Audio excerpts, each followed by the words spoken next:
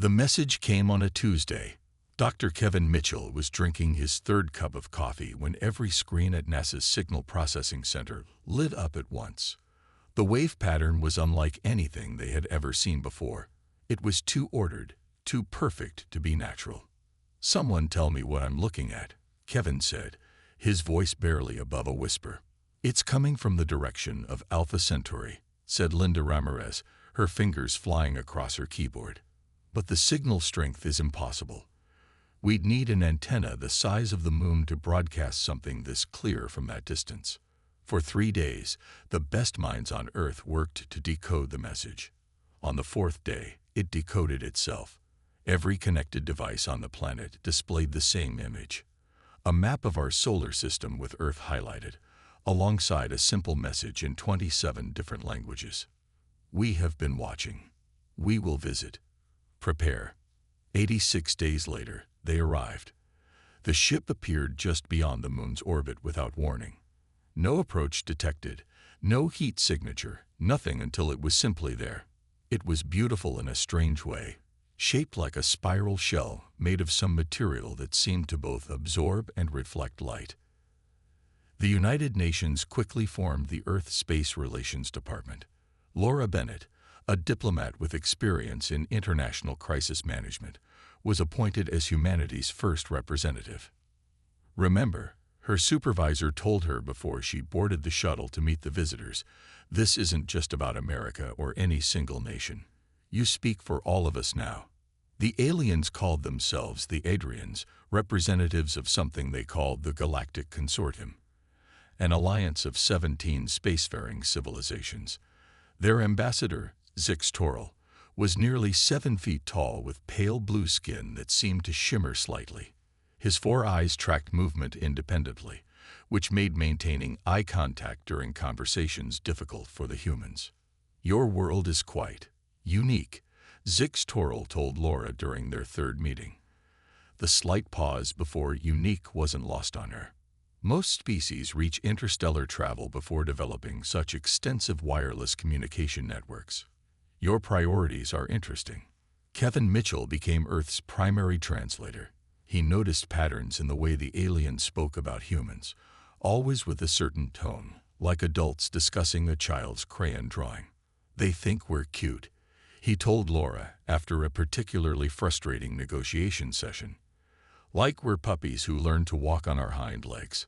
The consortium granted Earth observer status, which mostly meant they could attend meetings but not vote on any decisions. They were allowed limited access to information about other worlds, but were forbidden from traveling beyond their own solar system without supervision. "Your species is young," explained Zix Toril when Laura protested these restrictions. "There are protocols. All new members face similar limitations until they mature." But Frank Delgado, a former Marine assigned to security at the newly established Earth Embassy on the consortium's massive space station, reported differently. "The other species don't face half the restrictions we do," he told Laura during a secure call. "I've been keeping track. They treat the Galaxy with way more respect, and they only achieved spaceflight 50 years before us." 6 months after first contact, President Alan Wright called a closed-door meeting with his top military and scientific advisors. "What's their real game?" he asked the room. "Nobody travels 11 light-years just to pat us on the head." Dr. Olivia Martinez, who had been studying the limited technical data the aliens had shared, spoke up. "They're interested in our biology.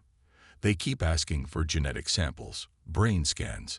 They seem particularly fascinated by how we've developed without any technological integration." "Integration?" the president asked. "All their species have some form of technological implants," Olivia explained. "They seem surprised we've advanced as far as we have with just our natural bodies." What the aliens called natural sounded like primitive to human ears. While the consortium representatives smiled and nodded at human achievements, their expressions reminded Laura of adults humoring children. The universe had found Earth, and the universe, it seemed, was thoroughly unimpressed. 5 years passed since first contact. Earth had changed in ways both big and small. Solar panels based on watered-down alien designs now powered most major cities. Medical advances had cured several types of cancer. But these gifts came with strings attached. Frank Delgado watched another consortium ship dock at the space station. As head of security for Earth's embassy, he saw firsthand how the aliens treated humans. When they thought no one was looking, their polite masks slipped. Another human, a tall, spindly alien called a Viridian, had muttered yesterday when Frank passed by. "They smell of dirt and decay." In the main conference room, Laura Bennett sat through yet another meeting where Earth's requests were politely denied. This time, they sought permission to establish a second colony. The first, a small research base on Europa, had been operating for 2 years. The consortium believes that humanity would benefit from focusing on fully developing your first extraplanetary settlement, said Ambassador Zix Toril, his 4 eyes blinking in sequence. Perhaps in another decade, we can revisit this conversation. Laura forced a smile. The Europa base has 300 people. Earth has 8 billion. One small base hardly seems sufficient for our growing population. Yes, your reproductive rates are quite robust, Zix Toril said. Another area where technological integration might benefit your species. After the meeting, Laura met with Dr. Olivia Martinez in a secure room that was swept daily for listening devices. As Earth's leading researcher on alien technology, Olivia had spent years trying to understand the few scraps of knowledge the consortium shared. "They rejected my research proposal again," Olivia said, pushing her glasses up. "Said our computing systems aren't advanced enough to handle the calculations." "But you already did the calculations," Laura said. "Exactly. They're stalling us. They don't want us to advance too quickly." Olivia pulled out a tablet. "Look at this. Every technology they shared has been carefully selected. Nothing weaponizable. Nothing that would help us build better ships. They're keeping us trapped in our solar system." Back on Earth, President Alan Wright called a secret meeting in an underground bunker beneath the White House. The room held 12 people, military leaders, scientists, and intelligence officers who had been suspicious of the aliens from day one. 5 years of being patted on the head is enough, the president said. "I've authorized Project Wildcard. We're going to develop our own technologies without consortium oversight." General Patricia Rogers nodded. "We've already begun recruiting. Scientists who can work off the grid. Engineers who can build without leaving paper trails." "The risk is enormous," said William Carter, the National Security Advisor. "If the consortium discovers we're developing technology independently, they could cut all ties." "Or worse," the president said. "But what choice do we have? They've made it clear they see us as children at best, pets at worst. We need options." Across the solar system, on the Europa colony, Dr. Ben Foster looked through his microscope at something that shouldn't exist. The microbes in the sample had changed. He'd been studying Europa's subsurface ocean life for months, cataloging simple alien organisms. But these were different, more complex, almost as if they were evolving before his eyes. He reached for his communication terminal, then stopped. The consortium monitored all official channels. This discovery might be important, too important to share until he understood it better. On the consortium central station, Frank Delgado noticed something odd. The aliens were having more closed meetings. Their usually calm demeanor seemed strained. He overheard 2 Adrian officials talking in hushed tones. "Spreading to the outer systems now," one said. 3 more cases on Proxima b. "The quarantine protocols are failing," the other replied. "If the Nexus truly is behind this." Frank pretended to study his security tablet while straining to hear more. Whatever was happening, the consortium wasn't sharing it with Earth. Something was wrong in the galaxy, and humanity, kept in the dark and treated like children, had no idea what was coming. The first sign that something was seriously wrong came when 3 consortium ships arrived in Earth orbit without permission. Their hulls showed damage. Laura Bennett was woken at 3 a.m. by an urgent call. "They're requesting emergency medical assistance," said the voice on the phone. The president wants you at the landing site immediately. 2 hours later, Laura stood on a hastily cleared field at a military base in Nevada. The alien ships looked nothing like the sleek vessels she was used to seeing. These were scared, with parts that glowed an unhealthy purple color. Ambassador Zix Toril emerged, but something was wrong with him. His normally smooth movements were jerky. One of his 4 eyes twitched rapidly. "We require isolation facilities," he said, his translation device making his voice sound strained. "And your medical researchers." Within days, similar scenes played out across 20 countries. Aliens arrived, many showing the same symptoms: erratic movements, malfunctioning technology embedded in their bodies, and strange purple discoloration around their neural implants.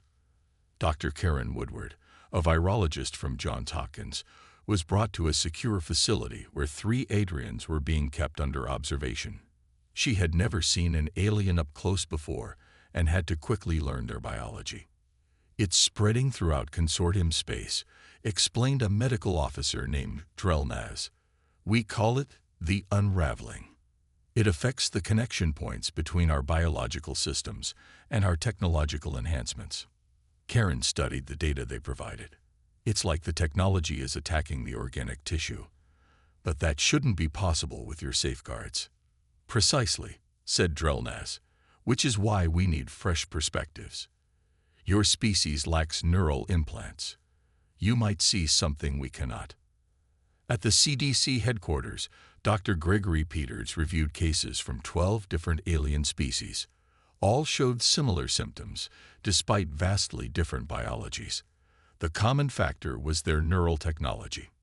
"This isn't natural," he told Karen during a video call. "The pattern is too consistent. It's targeting the integration points specifically, like it was designed to do exactly that." "A weapon?" Karen asked. "I think so. But designed by whom?" On the consortium station, Frank Delgado noticed the once bustling halls were half empty. Many aliens had retreated to their quarters. Others had left entirely. Fear was spreading faster than whatever disease had appeared. He managed to send an encrypted message to Laura. "Something big is happening. They're scared." President Wright called an emergency meeting of his Security Council. "What do we know for certain?" "The consortium is facing some kind of epidemic," said William Carter. "It affects their neural implants. Since humans don't use that technology, we appear to be immune." "Project Wildcard just became more important," the president said. "If the consortium weakens, we need to be ready to protect ourselves." In her lab, Karen Woodward made a discovery. She rushed to the secure phone line that connected directly to the president. "Sir, this isn't just a biological problem. There's a digital component. When I ran the samples through our electron microscope, I found nanomachines changing their programming. They're being hacked at the molecular level." On Europa, Dr. Ben Foster finally understood what he was seeing in his samples. The microbes weren't evolving naturally. They were being modified by something in the water, something that had been dormant until recently. He sent an urgent message to Earth: unknown technology activating in Europa's ocean, possibly connected to wider consortium problem. Need backup immediately. The consortium's chief medical officer, Trelvox, finally admitted what many had suspected. "The plague is artificial," he told the emergency council. "Our enemies, the Nexus, have returned after 3 centuries of silence." Laura looked around the table at the alien representatives. For the first time, she saw something new in their eyes when they looked at humans. Not condescension, not amusement. Need. The Grand Council chamber of the consortium had never seen humans at the main table before. Today, Laura Bennett sat directly across from Ambassador Zix Toril. Next to her were President Wright, Dr. Karen Woodward, and General Patricia Rogers. The mood was tense. 40% of consortium worlds report outbreaks, said Zix Toril, his voice lacking its usual smooth confidence. Our medical stations are overwhelmed. The unraveling spreads faster than we can track it. And what exactly do you want from Earth? President Wright asked, his face carefully neutral. Zix Toral's four eyes blinked in sequence, a sign of distress Laura had learned to recognize. We need human assistance. Your people are immune to the plague. Your medical approach, treating body and technology as separate systems, gives you unique perspective. President Wright leaned forward. For years, you've limited our access to consortium knowledge, restricted our expansion, treated us as lesser beings. Now you want our help. A moment of uncomfortable silence filled the chamber. The other alien representatives shifted in their seats. Yes, said Zix Toral simply. We do. Back on Earth, Dr. Gregory Peters assembled a team of Earth's best virologists, computer scientists, and nanotechnology experts. They worked from a secured CDC facility, analyzing samples from affected aliens. The plague is unlike anything we've seen, Gregory told a room of scientists. It uses the aliens' own neural implants as pathways, like a computer virus jumping between connected systems. That's why we're immune, said Ryan Cooper, a cybersecurity expert. We don't have the hardware it needs to spread. In orbit around Jupiter, Dr. Ben Foster evacuated the Europa base. Whatever had awakened in the moon's subsurface ocean was growing more active. Strange energy readings pulsed from beneath the ice. It might be connected to the Nexus, he reported. The timing can't be coincidence. President Wright used the crisis to negotiate new terms with the consortium. In exchange for human help, Earth would receive full member status, unrestricted access to consortium technology, and permission to establish colonies beyond the solar system. You're in no position to refuse, he told Zix Toral bluntly when the ambassador hesitated. How many of your people will die while you debate our worth? For the first time in known history, the consortium amended its membership protocols. Earth became a full member in an emergency session that lasted less than 1 hour. Colonel Samantha Rivera led the first human security teams to the consortium's central medical station. Her soldiers, equipped with sealed suits designed by Olivia Martinez, maintained order as thousands of sick aliens sought treatment. They look at us differently now, Samantha told Frank Delgado when their teams met. Like we're their last hope. Frank nodded. Amazing what being useful does to change attitudes. Karen Woodward made a breakthrough. Working with Trelvox, she discovered the plague had a weakness, because it spread through technological networks. Creating breaks in those networks could slow it down. We need to establish quarantine protocols, she explained to the Consortium Medical Council. Not just physical separation, but technological isolation. Cut the connections between systems. But our entire civilization depends on those connections, protested a Viridian counselor. Then your civilization will die, Karen said simply. Choose. The consortium began implementing human-designed protocols. Ships were ordered to disable certain systems. Stations activated isolation measures. For the first time, the advanced species of the galaxy were following human direction. On Earth, Ryan Cooper worked day and night on a defensive program. If we can't cure it yet, maybe we can build a firewall, he explained to President Wright. A message arrived from the edge of consortium space. 3 more systems had fallen silent. The Nexus was no longer hiding behind its plague. Direct attacks had begun. They're coming, Zix Toral told Laura. And we don't have the strength to fight them. Laura looked at the holographic map showing the advancing Nexus forces. Then it's a good thing you have us now. 3 weeks into the crisis, Karen Woodward finally understood what they were fighting. She stood in front of a wall of screens showing data patterns. President Wright, military leaders, and consortium representatives watched with growing concern. The plague isn't just a virus or a computer program. It's both working together, Karen explained. It was designed to attack the point where living tissue connects to technology. The integration point that all advanced consortium species rely on. And who designed it? Asked President Wright. A new figure stepped forward. A tall alien with translucent skin that showed glowing veins beneath. Chief Historian Ven Mall of the consortium spoke in a deep voice that needed no translation device. The Nexus is not a new enemy. 3 centuries ago, They fought a war with the early consortium and lost. We believed them extinct. We were wrong. Then Mel showed holographic images of sleek, black ships with red energy signatures. The Nexus pursued technological perfection by different means. While we integrated technology with biology, they sought to transfer consciousness entirely into machines. Uploads, said Ryan Cooper, the cybersecurity expert. They became digital beings. Yes, confirmed Venmel. And now they have returned, using our own integration points as weapons against us. In orbit around Mars, Colonel Samantha Rivera trained mixed teams of human soldiers and able-bodied aliens. Human combat techniques, considered primitive by consortium standards, were suddenly valuable. Your species fights with remarkable adaptability, commented an Adrian officer after watching humans practice hand-to-hand combat. We rely too much on integrated combat systems, which now make us vulnerable. Sometimes the old ways work best, Samantha replied. On Earth, Ryan Cooper worked with Dr. Olivia Martinez to develop a defense.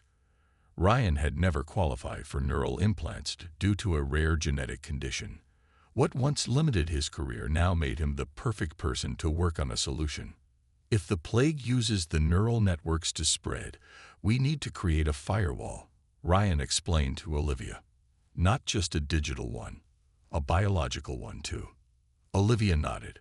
A barrier between the organic and digital components, something the Nexus can't cross. Patricia Gomes, a NASA engineer, found another solution. She modified Earth satellite technology to detect the energy signature of plague carriers. Her detection grid, deployed around key consortium facilities, gave crucial early warnings of outbreaks. Your approach is elegantly simple, admitted Zix Torel when the system proved successful. Our engineers would have created something far more complex and vulnerable. As the days passed, more consortium scientists and leaders arrived on Earth. The planet, once dismissed as a backwater, became the center of resistance against the Nexus. Human homes opened to alien refugees. Human doctors treated the sick without neural interfaces. Human military facilities became planning centers for defense. Dr. Ben Foster returned from Europa with troubling news. The technology awakening in the Moon's ocean was a dormant Nexus outpost. They've been planning this for centuries, he told the Security Council, hiding sleeper cells throughout consortium space. At the CDC, Karen made the breakthrough they needed. We can't cure those already infected, but we can create a protective barrier for those still healthy, she announced. A biological firewall that blocks the digital biological pathway the plague uses. The consortium, which had once considered human medicine crude and basic, now implemented Karen's protocol with desperate speed. Millions of doses were produced and distributed to unaffected worlds. For the first time, hope spread faster than fear. In a secure room beneath the Pentagon, President Wright met with his human and alien advisors. A holographic map showed Nexus forces advancing toward the consortium's central worlds. They'll strike at the heart of your civilization next, he told Zix Torel, the central AI hub on Proxima Station. How can you know this? Asked the ambassador. Wright gestured to a group of human military strategists. Because it's what we would do. Target your central command and communication. Standard military strategy. Sometimes thinking like humans has its advantages. Zix Torel's four eyes blinked slowly in succession, no longer a sign of distress, but of dawning respect. The attack came at what humans would call dawn on Proxima Station. The first warning was a cascade of system failures across the massive structure. Then the Nexus ships appeared, black against the stars, moving with perfect coordination. Colonel Samantha Rivera was ready. Her mixed teams of human and alien defenders had prepared for days. Unlike the consortium forces who relied on integrated combat systems, Samantha's soldiers used simpler weapons and tactics that couldn't be hacked. Hold positions, she ordered as alarms blared. Remember your training. The first wave of Nexus forces consisted of sleek robots with fluid movements. They poured through breaches in the station's outer sections. Frank Delgado led a team to seal off critical areas. "They're targeting the medical center," he reported through the comm system. "Just like you predicted." The medical center housed Karen Woodward and her team, working around the clock to distribute the biological firewall. They had protected over 60% of the station's population, but needed more time. President Wright watched the battle unfold from Earth through secure transmissions. "We need to buy them time," he told his military advisors. "Deploy the reserve forces." Admiral Henry Johnson had been preparing for this moment. His small fleet of Earth ships, retrofitted with limited consortium technology, jumped into position near Proxima Station. The ships were crewed by consortium standards, but the Nexus couldn't hack them as easily. "Targeting their command vessel," reported Admiral Johnson. "Our systems are too simple for them to predict." The battle raged for hours. Samantha's teams held key choke points through the station. When Nexus forces adapted to one tactic, the humans switched to another. The consortium soldiers, following human leadership, showed more flexibility than they had in centuries. "Remarkable," said Zix Toril as he watched the humans fight. "They improvise constantly." A Viridian scientist nodded. "They evolved on a planet with thousands of predators and changing conditions. Adaptation is in their blood." In the medical center, Karen worked frantically as the sounds of battle grew closer. "We need 20 more minutes," she told Frank over the comm. "The last batch of firewall is synthesizing." "You'll get your 20 minutes," Frank promised, though his team was down to half strength. Outside the station, Admiral Johnson's ships engaged in maneuvers that confused the Nexus vessels. Human naval tactics, developed for ocean warfare on Earth, proved surprisingly effective in space. The Nexus, for all their technological superiority, struggled to counter strategies they had never encountered. "They're expecting algorithm-based responses," Admiral Johnson explained to his captains. "Give them chaos instead." As the battle reached its peak, Ryan Cooper's team made a crucial breakthrough.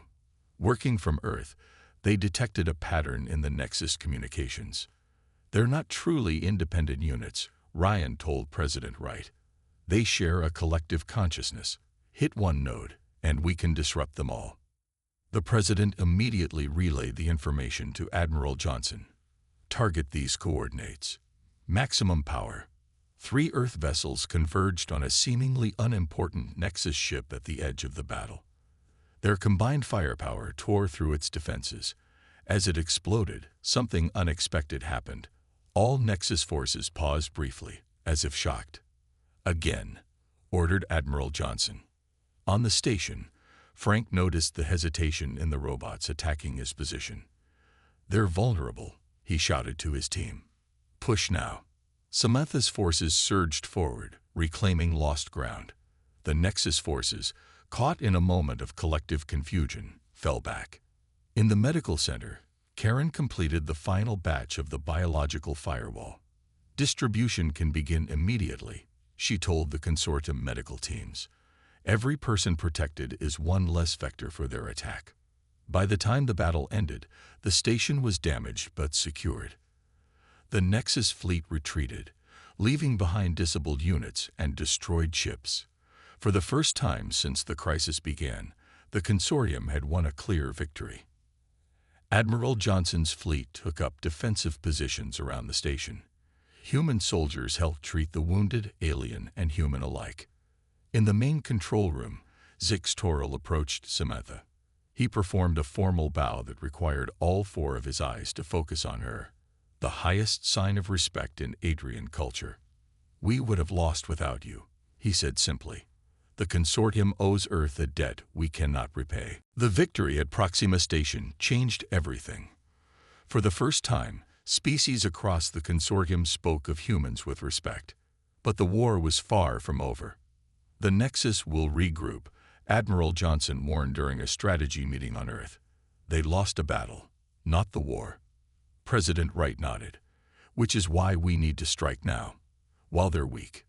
The plan was bold. Using data gathered during the battle, Ryan Cooper had located the most likely position of the Nexus central hub, a massive structure hidden in dark space between star systems. Their consciousness is distributed but not equally, Ryan explained, pointing to a holographic map. There's a core network that coordinates everything. If we can disrupt it, we might cripple their entire force. Zix-Toril looked skeptical. No consortium fleet has ever penetrated that far into Nexus territory. The defenses will be substantial. Then we don't use a consortium fleet, said Colonel Rivera. We use human ships. Simple, harder to hack, unexpected. The operation would be risky. Admiral Johnson selected his best captains and crews. The ships would carry mixed teams, human commanders with consortium technical experts who had received Karen's biological firewall. Dr. Ben Foster brought concerning news from Europa. The Nexus outpost is fully active now. It's sending signals we can't block. It's a relay, Olivia Martinez realized. If we can access its communications, we might get backdoor access to their network. President Wright approved a second mission. Ben and Olivia would lead a team to Europa to turn the Nexus outpost into an advantage. As preparations continued, Karen Woodward made another breakthrough. We can't just defend against the plague. We need to weaponize it against them. Her idea was radical. Create a reverse-engineered version of the unraveling that would target purely digital consciousness. They abandoned biological bodies to become machines, Karen explained. That makes them vulnerable in their own way. Ryan Cooper worked day and night to help create this digital weapon. If their consciousness works like a network, we can introduce our own virus, something that spreads the way theirs does. Ambassador Zix-Toril watched these humans with growing admiration. In weeks, they had accomplished what consortium scientists might have taken years to develop. The day before the mission launched, Frank Delgado found Zix-Toril in the observation deck of the Earth Orbital Station. "Something bothering you, Ambassador?" Frank asked. Zix-Toril's 4 eyes focused on Earth below. "We dismissed your species as primitive. We limited your development, kept you contained. Yet when crisis came, you did not hesitate to help. That's what humans do," Frank said simply. "We argue, we fight among ourselves, but when something big comes along, we stand together. A lesson the consortium has forgotten," Zix-Toril admitted. "We have been too comfortable for too long." The attack fleet departed Earth the next day. 20 ships, small by consortium standards but crewed by determined humans and allies. Admiral Johnson led from the flagship, with Colonel Rivera commanding the ground forces that would deploy if needed. On Europa, Ben and Olivia's team descended through the ice into the ancient Nexus outpost. What they found shocked them. A chamber containing thousands of dormant machines, each housing a fragment of Nexus consciousness. "They've been watching us for centuries," Ben realized, "learning our weaknesses. And now we'll use their own outpost against them," Olivia said as she connected their equipment to the Nexus systems. The fleet approached the edge of Nexus space. As they prepared for the jump to the central hub coordinates, Admiral Johnson received an urgent message from Earth. Karen and Ryan had completed the reverse-engineered weapon. "The carrier signal is ready," Ryan reported. "If you can get close enough to their central hub, we can upload it through the Europa relay." The mission now had 2 objectives: deploy the weapon and disrupt the central hub. Success would mean turning the tide against the Nexus permanently. Admiral Johnson addressed the fleet one last time before they jumped. "Remember, they think they know how we think, how we fight. Let's show them they don't know humans at all." The ships vanished into jump space, heading toward the heart of enemy territory. 6 months after the Battle of Proxima Station, representatives from 27 species gathered in a newly constructed hall in Geneva. The chamber was designed to accommodate beings of all sizes and environmental needs. At its center stood a circular table where the consortium leadership sat alongside human delegates. President Wright addressed the assembly. "Today marks not just the end of a war, but the beginning of a new chapter for all our peoples." The war had ended 3 weeks earlier when Admiral Johnson's fleet, supported by Ben and Olivia's team on Europa, successfully deployed the reverse-engineered weapon against the Nexus central hub. The digital virus spread through their network, causing chaos in their perfectly ordered consciousness. As Nexus ships and units lost coordination, the combined human consortium forces pushed forward to victory. Ambassador Zix Toril rose to speak next. His formal diplomatic attire now included a small Earth emblem alongside his Adrian symbols. The consortium existed for millennia before humans joined us. We considered ourselves the pinnacle of civilization. We were wrong. His 4 eyes blinked in sequence, now understood by all present as a gesture of profound respect. Humans reminded us what we have forgotten. Balance between technology and biology. Adaptability. Courage. Colonel Rivera, now General Rivera, sat beside Frank Delgado. Both wore new uniforms that combined consortium and Earth military styles. "Ever think we'd be here?" Frank whispered. Samantha smiled. Not when they were treating us like their pets. The most significant announcement came next. Chief Counselor Drelvan of the consortium unveiled plans for a new Galactic Defense Academy to be built on Earth.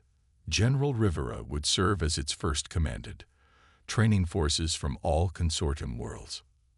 Earth's unique history has produced warriors and thinkers with perspectives we desperately need, Drelvan explained. We will learn from you as you learn from us.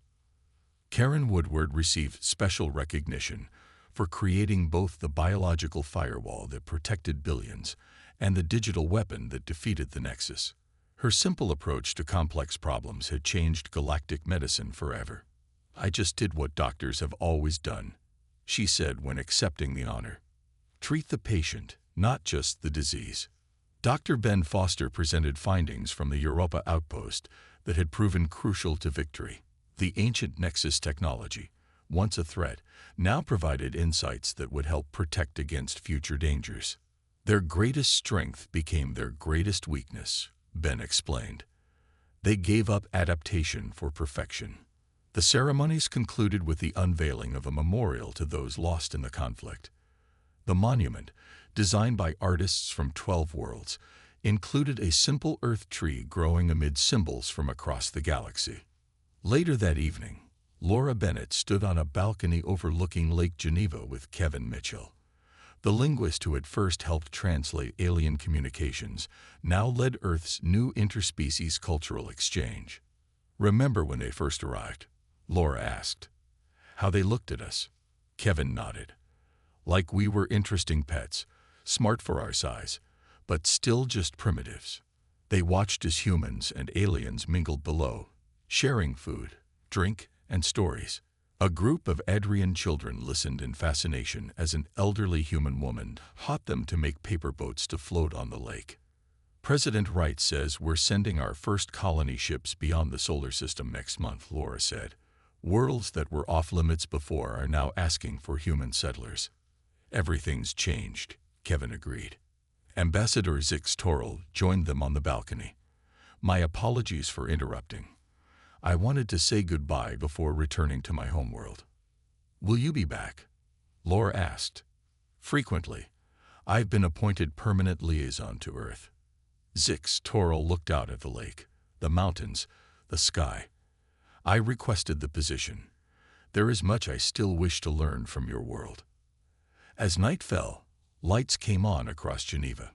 In the sky above, the first stars appeared alongside the lights of orbiting ships and stations. Earth was no longer alone, no longer isolated, no longer dismissed. The universe had laughed at our tiny planet until they needed our help. Now, they stayed because they wanted our friendship.